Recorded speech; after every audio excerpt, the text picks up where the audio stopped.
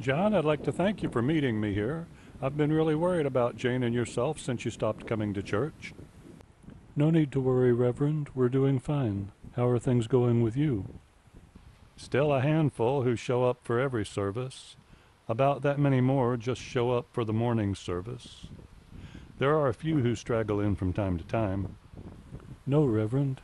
I meant how are things going with you, with your wife and family? Well, of course, I'm a full-time preacher, so the drop in attendance has hurt our cash flow quite a bit. There has to be some way to get people coming back to church. I'm sorry to hear that. There are other jobs, you know. Preaching is all I've ever really done. I wouldn't know where to begin. I always thought I was adequate at winning souls to Christ. Now I just don't know anymore.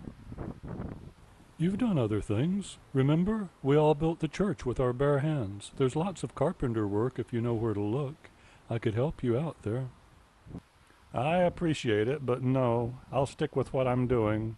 I just don't understand. Why do people turn away from God? Why did you? That's why this is so much of a problem for you. You're looking at it from the perspective of someone who has never considered that there may not be a God, or that people can really not believe one exists. But there is a God. We have all this evidence. The Bible says, is there really evidence? Really? I've looked at the claims both from the Bible and beyond it. I've also looked at the arguments for and against the evidence. The only real evidence is that feeling you have inside you, and that only works for you. And you get that same feeling when Dora is telling the young sea turtles about Nemo's dad's search for his son. And though it's a great feeling, the story that gives it to you is no more true than Adam and Eve. Don't talk like that. What if God is real? What if you really do go to hell for rejecting God's love? Isn't it better to believe and be wrong than to not believe and be wrong?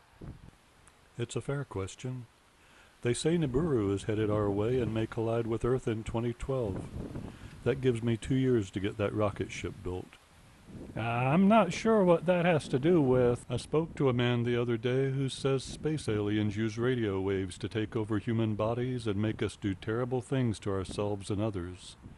The only way to prevent it is to wear aluminum foil on our heads so they can't beam their commands into our brains.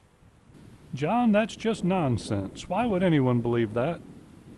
Because it's better to believe it and be wrong than not believe it and be wrong. Don't you agree, Reverend? But I do believe in God. I wouldn't have devoted my entire life to the ministry if I didn't. I know you believe, and that's great for you. A young man running a race believes in the magic stone his grandfather gave him, and he runs faster because he believes. A young woman's belief in a love charm her mom loans her gives her self-confidence and makes her so much more beautiful because she believes. But those things don't really have power. They're not real. The Bible is real. They're real to the person who believes they're real. And belief allows you to unlock abilities you never knew you had. Did I ever tell you I used to run track in high school? No, I don't believe you ever did. You were the young man with the magic stone?